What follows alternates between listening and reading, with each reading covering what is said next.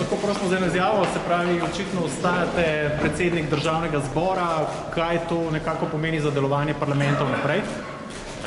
Glejte, veseli me, da smo priča takšnemu rezultatu, torej, da je na koncu prevladal nek razum, da v teh časih ne gre spreminjati vodstva tako pomembne ustanove, kot je državni zbor.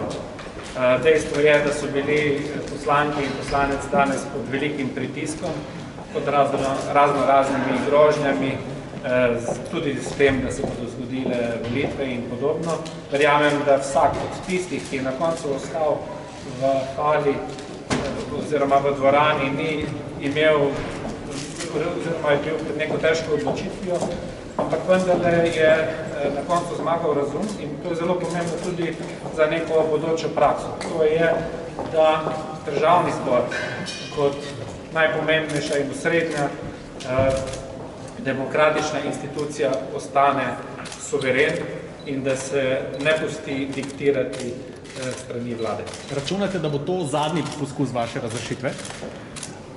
Ne bi o tem špekuliral, tako da težko to komentirati.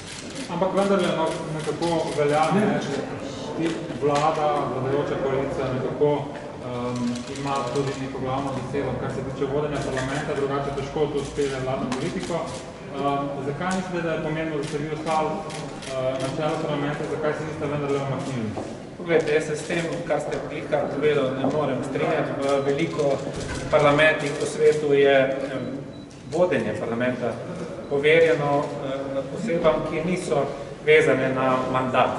Torej, predsedniki parlamentov, spikeri, imajo to drugačno vlogo oziroma drugačen mandat kot preostali poslanci, prav zato, da ostanejo v razmerju ne samo med koalicijo in opozicijo, ampak tudi v razmerju do vlade neodvisno.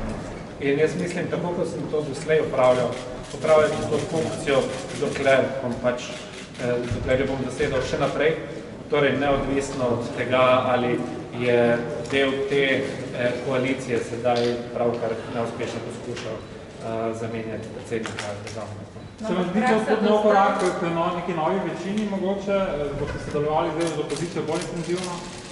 Glejte, zagotovo bom. To mi funkcija narekuje, da moram z vsemi sodelovati, kar se da intenzivno. Tudi vi ste bili, pa do sedaj je bila praksa in tudi vi ste bili postavljeni nekako imenovani na to pozicijo kot predstavnik druge največje koalicijske stranke. Ja, to drži. Dejstvo pa je, da danes nimamo kakšne nove koalicije, ki bi imela drugo največjo stranko. Danes imamo staro razpadajočo koalicijo, v kateri ene stranke ni več, druga ima samo še polovico članov. In te okoliščine so pač posebne, takšnih okoliščin še ni bilo. In dejstvo je, da tako kot so nekateri rekli, in kar sem tudi omenil že v svojem govoru,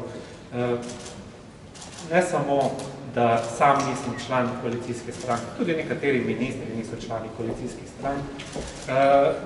Po drugi strani pa, ko se omenja predčasne volitve, dejstvo je, to lahko pogledamo sejo, ki se je danes iztekla, vlada pri svojih zakonskih predlogih še vedno uspešno dobiva potrebno večino.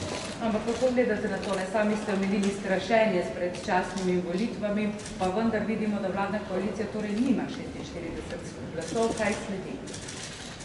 Jaz tega dogajanja v zvezi z menjavo predsednika državnega zbora ne bi primerjal z tem, kar se dogaja v zakonodajnih postopkih. Namreč ta rezultat ne napoveduje, da vlada tudi v prihodnje ne bo imela večine v državnem zboru. Jaz ocenjujem, da bo imela, da je z nekaterimi poslanskimi skupinami, nekaterimi poslanci sklenila ali pisne ali nepisane dogovore. In mislim, da tukaj ni kakšnega posebnega vprašanja. Vsaj zaenkrat se ne nakazuje. Vi ste danes ustanovili svojo poslansko skupino, opozicijsko. ali koalicijsko, boste vi podpisali sporazum, najbolj vam bo ponujen. Dajte kaj o tem povedati, no danes še nismo nič slišali. Mogoče gospa Sloga, ali boste se torej priključili tem 4 strankam, ki že tvorijo nek blok v parlamentu? Mi smo seveda z razlogom zapustili to koalicijo in ni bilo naš namen, da bomo podpisali s to koalicijo kakršenkoli sporazum. Opozicija. Se pravim. Je pa rezultat 45, ne, to pomeni en glas, recimo, bi zmanjkal vladajočim strankam za razrešitev, spravi eventualna, recimo, vrnitev Zdravka Počivalška v parlament, pomeni menjavo predsednika državnega, lahko pomeni menjavo predsednika državnega zbora. Je to možen scenarij? Zagotovo je možen, ampak kot je že rekel predsednik državnega zbora, glasovanje današnje je zelo specifično. Jaz mislim, da se bodo tudi tukaj zdaj mogoče razmerja nekoliko pomešala. Zakonodajna glasovanja so pa zopet druga zgodba. Pa če smem še nekaj dodati, gospod Božič, to bi bila neka zelo nenavadna politična akcija. Mene to spominja mogoče na tisti film Terminator, ko se vrne v preteklost zato, da bo likvidiral nekega vodja upora. Gospod Zorčič, gospod Sluga, gospod Marek, gospod Lep, se nisem začela vprašanje, da imate svojo nepovezano poslansko skupino. Ali lahko pričakujemo, da se boste začeli pogovarjati, sodelovati s stranko Desus, ki je pač njihovi poslanci, so očitno neka skupina, ki pač na nek način konstruktivno podpira vlado, posebej stranko, ki pa je želi biti opozicijska, začeli nekaj pogovora o sodelovanju. Kako pričakujemo? Ja, kot smo že napovedali, mi si želimo, da bi bili mogoče ravno mi tisti, ki bi zdaj bili v neki novi vlogi nekega povezovalnega faktorja na vse strani in zagotovo bomo odprti za sodelovanje z vsemi, s tistimi, ki bodo seveda takšno sodelovanje želeli, upravili pogovore in se potem na podlagi teh pogovorov naprej odločili. Kakšno zdržalo od vas pričakujemo, ne, približevanje Desusu, kar se tiče Desusa, zdaj pač opažamo, da je opozicijska stranka, ki iz opozicije podpira vladno koalicijo. V kakšnem smislu, no? Samo to me zanima. Jaz mislim, da mora najprej tudi Desus seveda sami sebi razčistiti, v kakšnih razmerih so in v kakšnih želijo sodelovati. Mi pa se bomo seveda odločali po svoje, predvsem na to, da najdemo neke skupne točke, se poskušamo povezati, ker menimo tudi, da tudi na dolgi rok to povezovanje na sredini je edina pot, ki jo lahko vsi skupaj v bistvu uberemo. Mogoče sem še to, velikokrat se v parlamentarni zgodovini zgodilo, da če je večja skupina poslancev potem ustanovila samostojno poslansko skupino, da je potem tudi kakšna stranka nastala za res in tako naprej, ali imate take načrte? Jaz mislim, da je prezgodaj o tem govoriti. Nedavno nazaj sem v enem intervjuju omenil, jaz mislim, da tu delimo svoj pogled. V prvi vrsti moramo vsi narediti napor k združevanju, potem pa še Hvala lepa. Se pravi, kaj to pomeni zdaj, gospod Krivec, za koalicijo? Nekako se zdi, da je to očitno prvi poraz te koalicije v teh velikih političnih odločanjih. Ja, lejte, napovedali smo 46 glasov in dejstvo je, da se je tako imenovana opozicija tega ustrašila in zato svoje poslance umaknila. Se pravi, da ne zaupajo svojim poslancem, ker dogovor je bil pač tak, da smo mi to lahko preštevali, da bojo morali sami ugotoviti, s tem razlogom tudi ta zadeva v tem prvem poskusu ni uspela, kar ne pomeni, da ne bomo poskusili še enkrat. Želeli smo zadevo hitro rešiti ravno zato, ker se je gospod Zorčič pač tako odločili, smo želeli še v okviru te nujne seje zadevo pač spremeniti, postaviti na čelo državnega zbora rekel svojega predstavnika, kar je po neki parlamentarni praksi tudi običajno. Ne gre za noben rokohitrski poskus, ampak za to, da se v nekem normalnem okolju postavi predsednika parlamenta, ki ima zaupanje koalicije in da se delo normalno naprej nadaljuje. In to v okviru, da rekel, neke seje, da ne špicujemo nekih posebnih sej in da se izognemo ne nazadnje tudi temu lockdownu. To prvič ni uspelo, bomo pač zadevo proučili, pogledali, kje je manjkalo in nadaljevali s tem. Ali torej ste imeli dogovor z dvema opozicijskima poslancema in ste računali v tej izjavi 46 glasov? predvsem brez obeh manjšincev. To ne morem komentirati, jaz sem povedal, da smo imeli zadost glasov, to drži, če ne bi prišlo do obstrukcije, bi se verjetno to pokazalo, ampak zdaj lahko vsak sam špekulira tudi, kdo od 47, ki je noter dvignil glasovnico, ni glasoval za razrešitev. Mi smo vseeno pričakovali, da bo, tako kot je bila običajna praksa, predsednik državnega zbora odstopil sam, kar je bila praksa do sedaj, in da bomo glasovali samo o novem predsedniku parlamenta. To se pač ni zgodilo, zato tudi verjetno ta manever pozicije z obstrukcijo, ker so na nek način slutili, da je nekdo še, ki bo to zadevo podprl. Po prvem poskusu, kdaj lahko pričakujemo drugega torej? Oziroma, če... Zdaj se moramo pač usesti in pripraviti naslednji scenarij. Sej nobena stvar ne gre odnos do jutri, pač prvi poskus ni bil uspešen in gremo naprej. Ne nazadnje, tudi gospod Zorčič, ko je bil glasovanje, je dobil samo 48 glasov. A to pomeni, da se v poslanske klopi vrača Zdravko Počivalšek v 46? No, tudi to je eno od, bi rekel, rezervnih scenarijev, vendar o tem bomo razmislili in nadaljevali. Časnim volitvam morda po vaši oceni? Mislim, da ne. Koalicija funkcionira, če ste gledali vsa glasovanja, tudi današnja, nikjer ni bilo problema, koalicija, opozicija.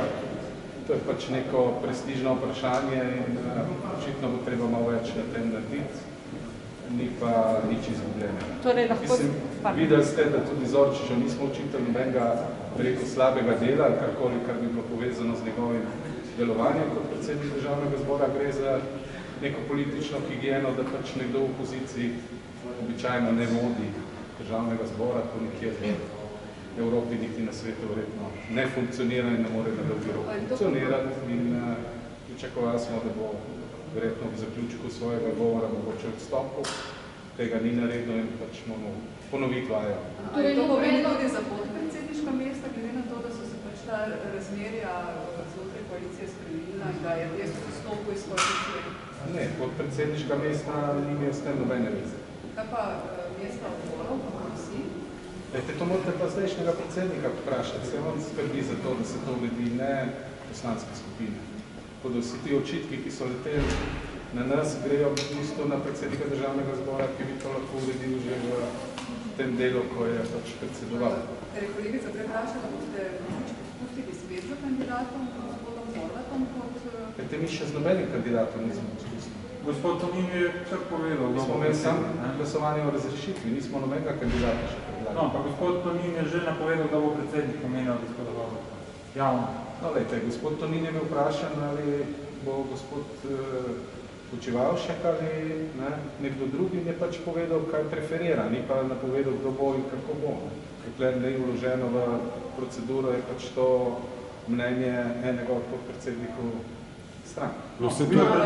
Ravno gospod Horvat je danes, je včeraj zvečer rekel, da če ne pride do zamenjave, da to pomeni predčasne volitve.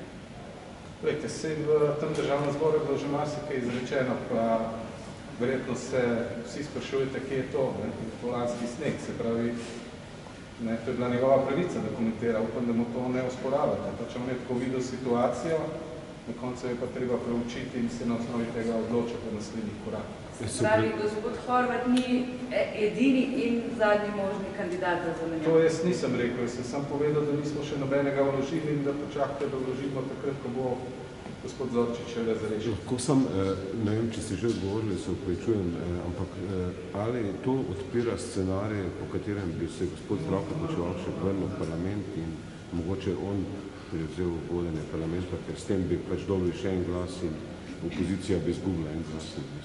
Lejte, to je vse stvar dogovora vnaprej in analize sedanjega stanja in tega, bi rekel, glasovanja. Na osnovi tega se bomo odločili kako naprej in pravi določene pogovore tudi z ostalimi poslanskimi skupinami. Omenili ste, da se morate o nadaljnjih postopkih še pogovoriti, boste pa nov predlog razrešitve nedvomno vložili? Vsekakor, sej mi ne poznamo parlamenta, mogoče ga vi, kjer bi pač vodja parlamenta bil iz opozicije. To ne obstaja. Nakratko pa menite, če sem sprav preslišala, da je tem makajočim glasovom botrovala obstrukcija pač opozicije? No, jaz to trdim, zdaj težko je špekulirati, glede na to, da jih ni bilo na glasovanju, ampak dejstvo je, in to se je videlo tudi iz tega, da so poslance umakali, nam so očitali ob glasovanju pri zamenjavi predsednika, oziroma takrat, ko so predlagali gospoda Erjavca, da nismo dvignili glasovnice in da je to nedemokratično in da se poskušamo nekje skrivati, ampak nismo transparentno pač povedali, da ne dvignemo glasovnic. Oni zdaj, ker niso bili prepričani, so vse poslance umaknili iz seje. Tako da dvojna merila še vedno obstajajo. Komu učitajo, drugo pa naredijo. No, ampak oni v opoziciji pa ravno obratno, komentirajo, češ, da so s tem naredili bolj jasno sliko, kdo sploh podpira vladne odrone in da on je pač ne podpira. Jasna slika se kaže na vsakem glasovanju. Vsako glasovanje je pomembno, vsak zakon je pomembno za državljane in tam se vidi, kdo ima večino. In zdaj moram reči, da ta večina ni bila nikoli pod vprašanje. Ta zadeva okrog gospoda Zorčiča pa mogoče malo pregreta, malo prestižne narave in tu se pač stvari mogoče malo drugače porazdelijo, ampak potrebno upraviti razgovore, umeriti žogico in pač nadaljevati. Torej, tudi gospod Zorčič je prej nekako tako dejal, da ta rezultat po njegovem mnenju ne napoveduje neke večine vladne pri glasovanju v državnem zboru. Se strinjate, če gospod razumem? No, jaz sem povedal, da vsako glasovanje je pomembno, vsako glasovanje je zase in do zdajšnja glasovanja ne kažejo na noben odmik od tega, da bi vladajoča koalicija, kakorkoli jo imenujemo, imela kakšnekoli probleme z glasovanjem. Morda sem še to glede počasnih volitev, predvidevam, da vi ocenjujete, da mogoče ne bi bila najboljša ideja zaradi tega, ker smo v epidemiji in ker nas čaka predsedovanje Evropske unije, ste pa verjetno pripravljeni tudi na to verjati. V naši stranki smo že eno leto pripravljeni, ves čas imamo to pripravljeno. Sigurno pa nismo tisti, ki bi to zagovarjali v tem trenutku, ker so stvari preveč resne, da bi se igrali z usodo tako države kot državljanov. Mogoče zaupnica do kakšna je tudi eno... Mogoče bo na kakšen zakon, sigurno pa ni ta, bi rekel, prestižna zadeva okrog predsednika državnega zbora take narave, da bi se tle igrali z nekimi zaupnicami. Mislim, da bo kakšen zakon bolj pomemben v nadaljevanju.